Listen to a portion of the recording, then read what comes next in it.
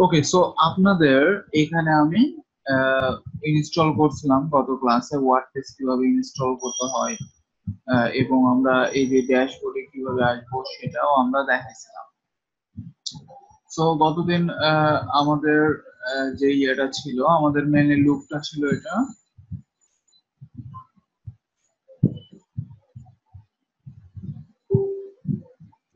এই যে এটা আমরা এই থিমটা ইনস্টল করছিলাম, তাই না? এখন আমরা এই থিমের যাবতীয় যে জিনিসগুলা, সাপোজ এই যে টাইটেল বা এই যে কন্টেন্ট বা এই যে নামটা কোথা থেকে চেঞ্জ হবে এটা দেখছিলাম। তারপরে এখানে বিভিন্ন মেনু গুলা বসানো, বিভিন্ন পেজ গুলা বসানো, এইগুলো আমরা কিভাবে করতে পারি সেই জিনিসটা দেখ।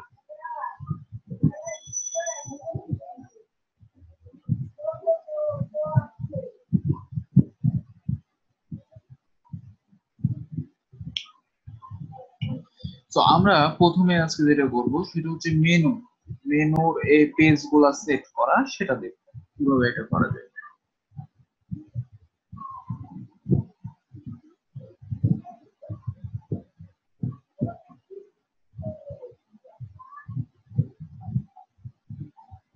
চলেন দেখি সেটা করার জন্য আমরা দেখেন এখানে পেজ নামের একটা অপশন আছে। হ্যাঁ, এখান থেকে আমরা বিভিন্ন পেজ ক্রিয়েট করতে পারি বিভিন্ন ধরনের। সো ডিফল্ট ভাবে এই যে স্যাম্পল পেজ, তারপরে হচ্ছে প্রাইভেসি পলিসি, এই জিনিসগুলো ডিফল্ট থাকে। সো এখন যদি আমরা নতুন একটা পেজ তৈরি করতে যাই, দেন আমাদের এই যে এখানে অ্যাড নিউ পেজ, এখানে ক্লিক করতে হবে।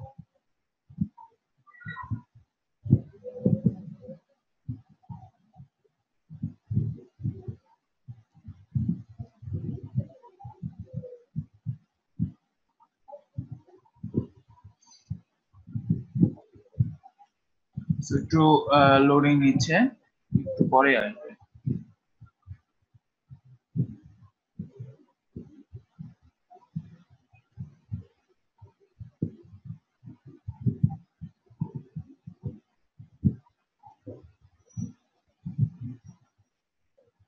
এই যে দেখেন এবার আমাদের বলতেছে পেজের একটা টাইটেল দিতে। মনে করেন আমরা একটা পেজ বানাবো, নাম দিলাম হচ্ছে অ্যাবাউট আস। আচ্ছা, অ্যাবাউট আস দেওয়ার পরে এখানে আমাদের কন্টেন্ট দিতে হবে। অ্যাবাউট আস এর বিভিন্ন কন্টেন্ট। সো কন্টেন্ট গুলো কোথায় পাবো? কন্টেন্ট সাপোজ আমি যে কোনো জায়গা থেকে নিয়ে আসতে পারি, অর্থাৎ লোরেম ইপসাম এখান থেকে আমি নিয়ে আসি।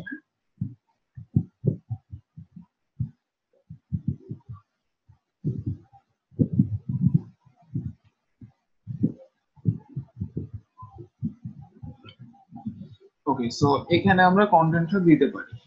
দেখেন অনেকগুলো কন্টেন্ট থাকলো না? তো এবার আমরা এখানে আমাদের বিভিন্ন ফাংশনালিটি আছে, যে আমরা এটা ডিফল্ট টেমপ্লেট চাচ্ছি, পেজ উইথ লেফট সাইড বা না রাইট সাইড বা কোন সাইড বা চাচ্ছি কিনা। সো আমি আপাতত এখানে ডিফল্ট দিয়ে এখানে একটা সেভ দিলাম। হ্যাঁ, সো আমাদের এই পেজটা কিন্তু তাহলে ক্রিয়েট হয়ে যাবে। এই পেজটা কিন্তু আমাদের ক্রিয়েট হয়ে গেছে, দেখেন অ্যাবাউট আস। তো এই পেজটাকে যদি আমি এখন এখানে নিয়ে আসতে চাই তাহলে কি করব? নরমালি কিন্তু আমাদের এখানে রিলোড দিলেই কিন্তু এখানে পেজটা চলে আসছে। দেখেন আমি যদি এখন এই পেজের মধ্যে যাই, দেন আমাদের এই যে অ্যাবাউট আস এর মধ্যে আমরা যা যা লিখছি সবকিছু কিন্তু এখানে চলে আসছে। এই যে এটা হচ্ছে কন্টেন্ট, এটা এমনি টাইটেল, আমাদের টাইটেলটা, সেই জিনিসগুলো কিন্তু চলে আসছে। সো এখন মনে করেন এই অ্যাবাউট আস এর মধ্যে আমরা কোনো একটা কিছু এডিট করতে যাচ্ছি, কোনো একটা লেখা, বা মনে করেন আমরা বোল্ড করতে যাচ্ছি। দেখেন এই যে লোরেম ইপসম, এই কথাটা কিন্তু বোল্ড হয়ে আছে। সো একটু সিলেক্ট করে এই যে দেখেন বোল্ডে ক্লিক করলে এটা আবার নরমাল হয়ে গেল। বা কোনো একটা কিছুকে যদি আমি বোল্ড করতে চাই, জাস্ট ক্লিক করলে কিন্তু বোল্ড হয়ে যাবে। হ্যাঁ, দিয়ে জাস্ট সেভ দিতে হবে আপনাকে, একবার সেভ দিতে হবে, দেন রিলোড দিতে হবে, তাহলে কিন্তু চলে আসবে। এইটা ঠিক আছে।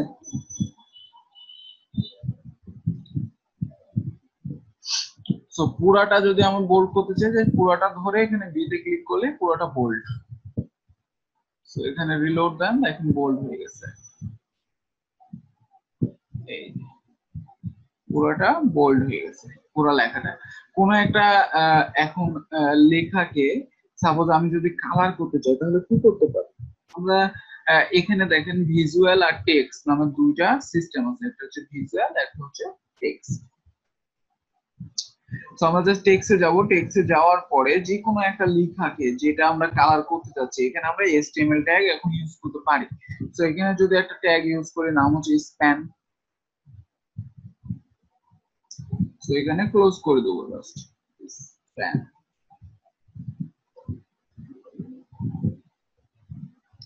এবার জাস্ট স্প্যানের মধ্যে আমি যদি বলি স্টাইল কালার রেড, সো এবার দেখেন যদি আমি আপডেট দিই দেন আমাদের কিন্তু এখানে রেড হয়ে গেছে, কালারটা রেড হয়ে গেছে, ওই টেক্সটে শুধু কালারটা রেড হয়ে গেছে। সো এইভাবে কিন্তু আমরা এভরিথিং এখন ডিজাইন বা চেঞ্জ করতে পারবো। এভাবে আপনাদের কাজ করতে হবে।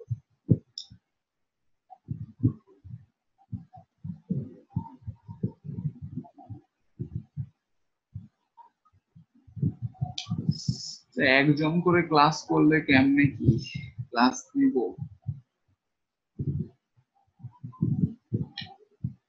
আর আসবে না কেউ?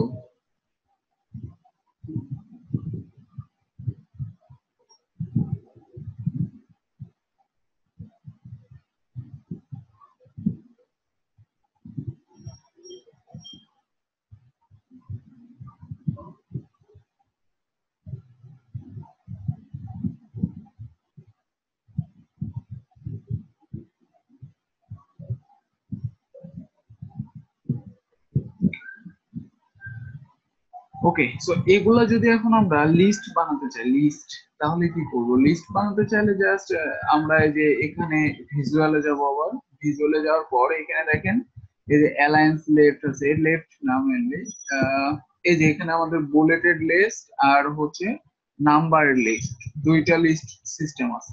তো আমরা জাস্ট যতটুকু করতে চাচ্ছি এটাকে ধরে যদি আমি এখানে ক্লিক করি, দেখেন আমাদের এটা কিন্তু নাম্বার লিস্টে চলে আসে 1 নম্বর। তো আমি এখন যদি এইখান থেকে লেখাটাকে একটু নিচে দিই, দেখেন 2 নম্বর হয়ে গেছে, আবার যদি এখান থেকে নিচে দিই 3 নম্বর হয়ে গেছে, আবার যদি এটাকে নিচে দিই 4 নম্বর। সো এভাবে কিন্তু আমাদের লিস্ট তৈরি হয়ে যাচ্ছে লেখাগুলো, হ্যাঁ প্রত্যেকটা লিস্ট তৈরি হয়ে যাচ্ছে। সো 8টা। তো এখন যদি আমি এটাকে আপডেট দিই, দেন এটা কিন্তু আমাদের লিস্ট তৈরি হয়ে গেছে। রিলোড দেন, এই যে দেখছেন 1 থেকে 8 পর্যন্ত লিস্ট আমাদের ক্রিয়েট হয়ে গেছে।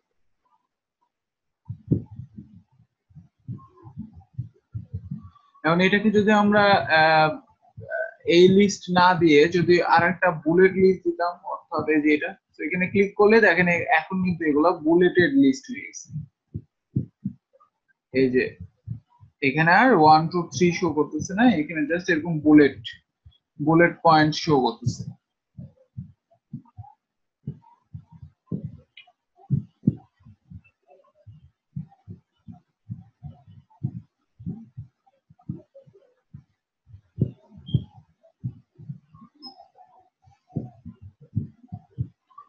ওকে,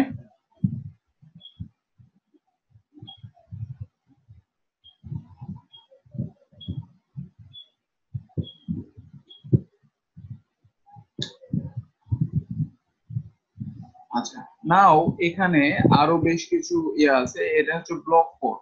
হ্যাঁ, আমরা যদি আরো কোনো একটা কিছু লেখাকে নিয়ে আসি, আবার সাপোজ আমরা যদি এবার এখানে এভাবে দিই, হ্যাঁ লেখাটাকে, এবার এই লেখাটাকে জাস্ট সিলেক্ট করে আমি যদি এখানে এটা ক্লিক করি, এখন এটা ডিজাইনটা হয়ে যাবে ব্লক কোড, অর্থাৎ রিলোড দেন,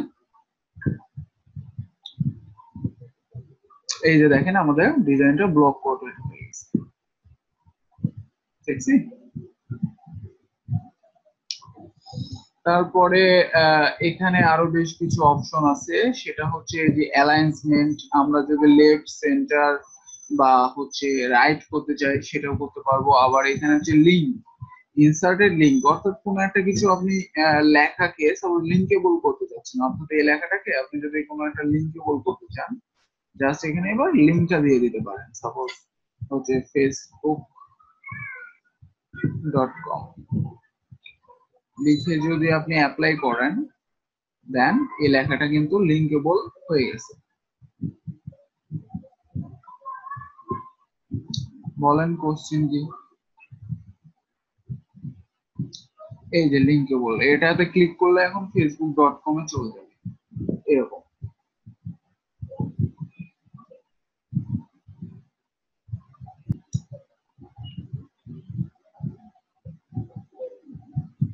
বলেন বলেন কোশ্চেন কি বলেন।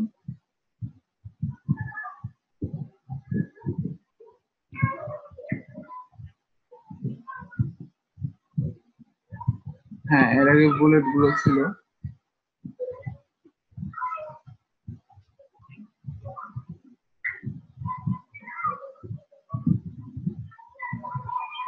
কি অনুযায়ী হয়নি বুঝিনি। লাইন অনুযায়ী হবে না কেন, এখানে কি অনুযায়ী হয়েছে?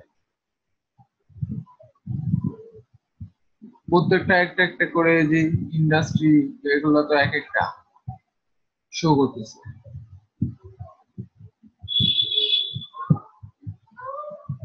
ফুল স্টপের পরে বুলেট হয়নি মানে বুঝলাম না। এখানে কোথায় ফুল স্টপ আছে? আপনি তো একটা একটা করে নিচে নিচে দিতেছেন। এই যে ফুল স্টপ এখান থেকে শেষ হয়েছে, দেন এটা শুরু হয়েছে, এই লাইনটা শুরু হয়েছে। এখানে যেভাবে দিবেন ওইভাবেই শো শো করবে, নো প্রবলেম। আচ্ছা, তারপর হচ্ছে রিড মোড। সাপোজ আমি যদি এবার এতটুকুনকে ধরে এখানে ক্লিক করি, সো এই যে এখানে একটা কিন্তু মোড চলে আসছে, অর্থাৎ রিড মোড। হ্যাঁ, তো আমরা যদি এখন আপডেট দিই, দিয়ে যদি এখানে একটু রিলোড দিই, দেখেন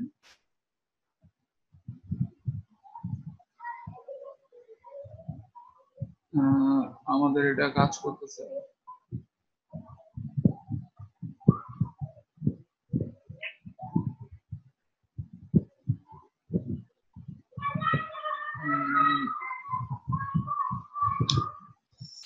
এটা কাজ করে না মোডটা। আচ্ছা, সমস্যা নাই, এটা তাহলে আমরা একটু পরে দেখি।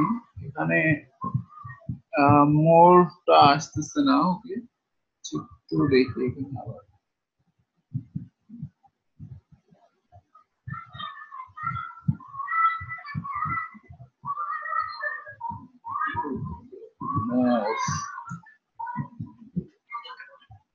আহ, এতটুকুন লেখার পরে যদি আমি মোড দিই, নিচে চলে আসছে।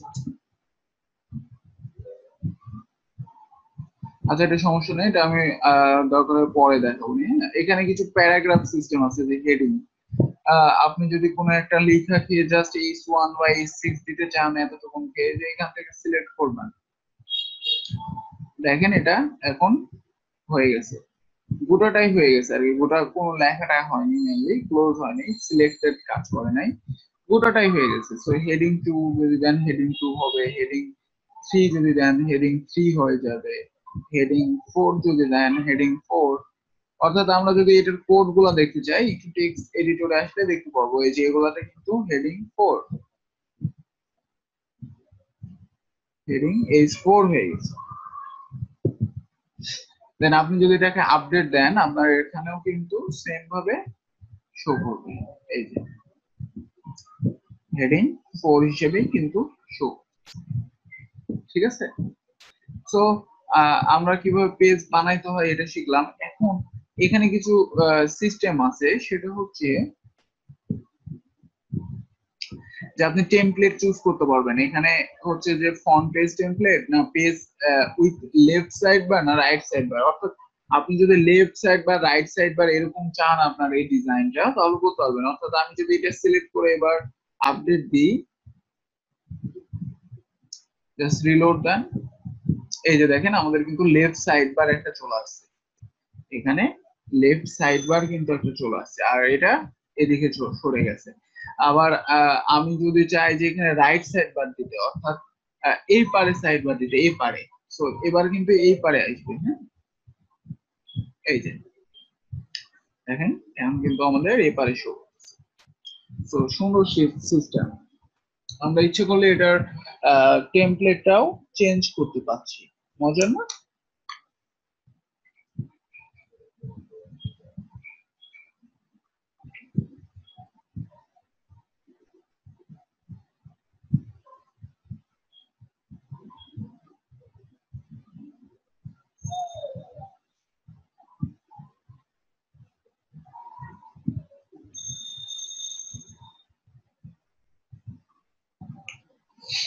ওকে,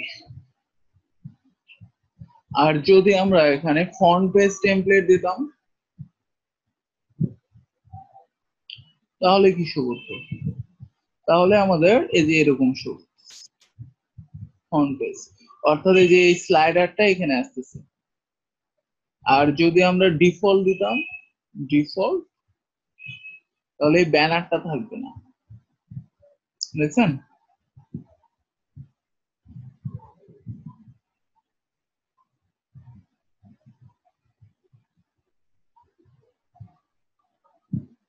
তো এটা মেনলি মূলত আমাদের হচ্ছে পার্থক্য।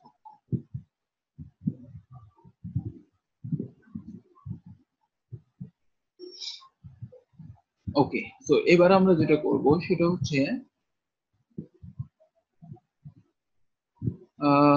আমরা এখান থেকে সেটিং থেকে রিডিং জেনারেলের কিছু অপশন দেখছিলাম, যে এখান থেকে আমরা সাইটের টাইটেল, এখান থেকে আমরা ট্যাগলাইন, এই জিনিসগুলো চেঞ্জ করতে পারছি।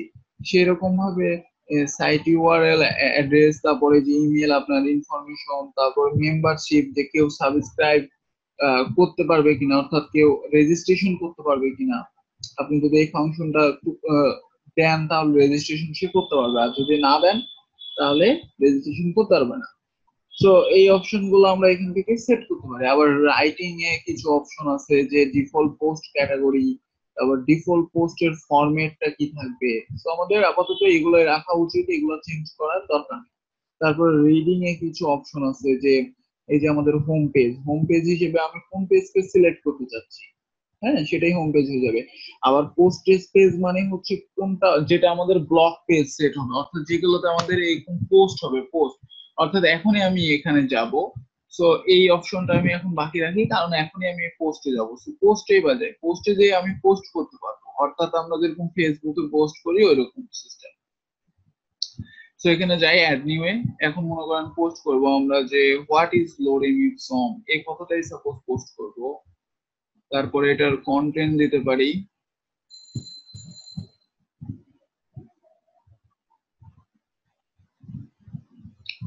দেন আমরা যদি পাবলিশ করি, একটা পোস্ট কিন্তু পাবলিশ হয়ে গেছে, অর্থাৎ চলে আসছে। আর ডিফল্ট ভাবে একটা পোস্ট থাকে হ্যালো ওয়ার্ড, এটা ওয়ার্ডপ্রেস ইনস্টল করার সময় এই হ্যালো ওয়ার্ডটা থাকে। আচ্ছা, এখন যদি আমরা আবার একটা নতুন একটা কোনো পোস্ট দিতে চাই, just why do we use it, suppose এটা দিলাম।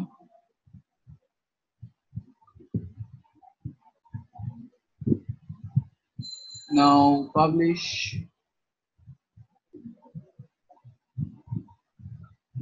নাও আমাদের দুইটা পোস্ট হয়ে গেছে। এখন এই পোস্ট গুলো শো করাবো কোথায়, সেটাই আমাদের এই যে এখানে রিডিং এর অপশনে আছে, অর্থাৎ কোন পেজে শো করাবো সেটা আমরা সিলেক্ট করতে পারবো। তো চলেন আগে একটা আমরা পেজ বানাই, অর্থাৎ এখানে আমরা যে কোনো একটা নামের পেজ বানাতে পারি, অর্থাৎ ব্লগ বা পোস্ট, মনে করেন যে কোনো একটা নাম দিতে পারি, পোস্ট। তো এখানে আপাতত কন্টেন্ট কিছু দেওয়া নাই, এই পোস্ট পেজ, এই পেজের মধ্যে আমাদের ওই পোস্ট গুলো শো করা, সেই জন্য আমরা সেটিং থেকে রিডিং আসি, রিডিং থেকে এখানে যে সিলেক্ট করব, সিলেক্ট করে এখান থেকে পোস্ট করব। না, হোম পেজটা মেনলি আপাতত থাক ওটাই, আর পোস্টেজ পেজ, যে পোস্টেজ পেজটা করে দিলাম পোস্ট পেজ। ওকে, তো এবার যদি আমরা সেভ দিই, সেভ দিয়ে এখানে একটা রিলোড দেন, এখানে কিন্তু ওই যে পোস্ট নামের একটা পেজ আসছে। এবার এখানে ক্লিক করেন, দেখেন এখানে আপনার ওই পোস্ট গুলা শো করতেছে, যে why do we use it, তারপরে হোয়াট ইজ লোরেম ইট সম, হ্যালো ওয়ার্ল্ড, দেখেন পোস্ট গুলা শো করতেছে। আর এখানে নীল কালার হয়ে আছে, রিজনটা হচ্ছে এখানে আমাদের ইমেজ দিলে ইমেজ শো করবে, এখানে কোন একটা ইমেজ দিলে ইমেজ শো করবে, ঠিক আছে। তো আমরা দিই ইমেজ, কোন একটা পোস্টের মধ্যে যদি ইমেজ দিতে চাই যাই, তো এখান থেকে যে কোনো একটা পোস্ট যান, এই যে এখান থেকে সেট ফিচার ইমেজ, এখান থেকে আমরা ইমেজ সিলেক্ট করতে পারি।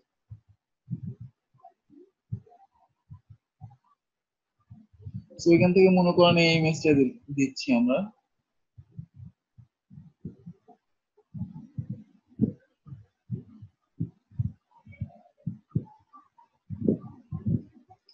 তো এই ইমেজটা আমরা সেট করলাম, সেট করে যদি আপডেট দিই,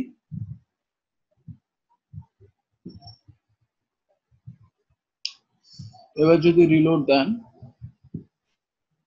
এই যে দেখেন ইমেজটা কিন্তু এখানে সেট হয়ে গেছে, দেখছেন কত সুন্দরভাবে ইমেজটা সহজ শো করতেছে। তো এখন যদি এগুলাতেও ইমেজ সেট করেন, এগুলাতেও আপনার ইমেজ গুলা শো করবে। তো আমরা যদি এখন এখানে আসি, সাপোজ এই পোস্টে, সাপোজ এটার মধ্যে এবার আমরা আহ, অন্য একটা ইমেজ দিই, সাপোজ মনে করেন এটা,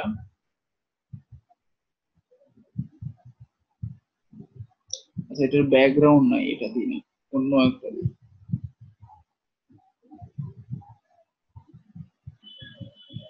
এটা দিই।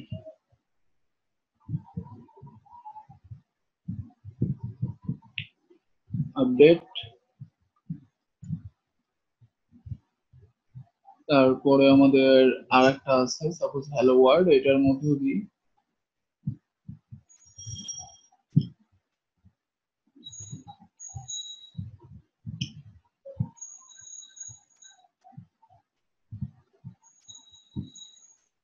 নাও আপডেট, নাও আমরা যদি এবার রিলোড দিই, দেখেন এই যে আমাদের এই পোস্টের মধ্যে ইমেজ, এই পোস্টের মধ্যে ইমেজ, এটার মধ্যে ইমেজ, তো সুন্দর মতো আমাদের সবকিছু কিন্তু শো করতেছে।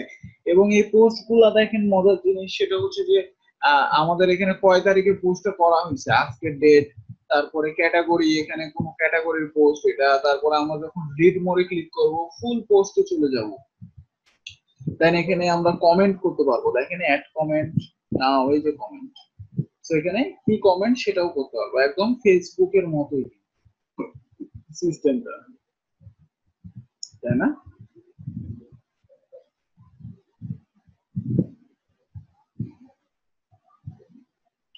বুঝা গেছে?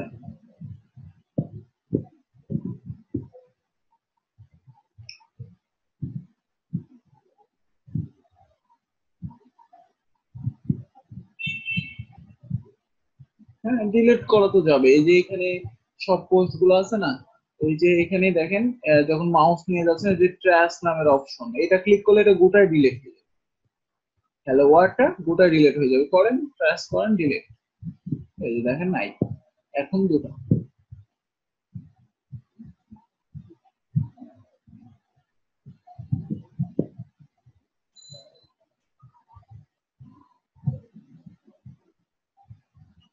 ওকে, সো এগুলো প্র্যাকটিস করেন, হ্যাঁ এগুলো প্র্যাকটিস করতে হবে, প্রত্যেকটা অপশন এগুলা জানতে হবে, আমরা নেক্সট আরো বেশ কিছু অপশন গুলা দেখবো, ঠিক আছে? একজন করে ক্লাস করলে কেমনে কি হবে?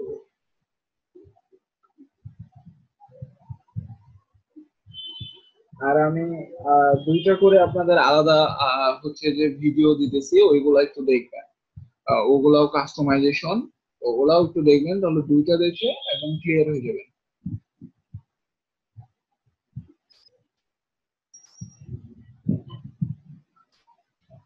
ঠিক আছে?